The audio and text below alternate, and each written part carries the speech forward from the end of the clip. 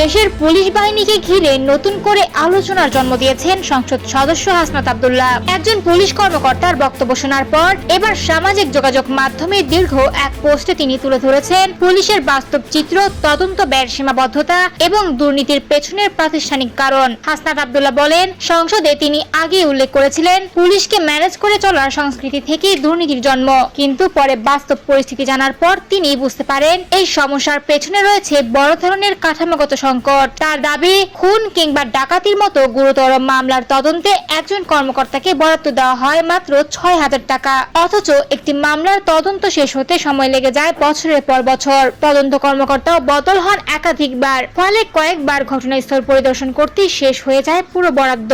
আর উদ্বেগের বিষয়, অর্থ পাচারের মতো স্পর্শকাতর মামলার তদন্তে বরাদ্দ মাত্র ৩,০০০ টাকা।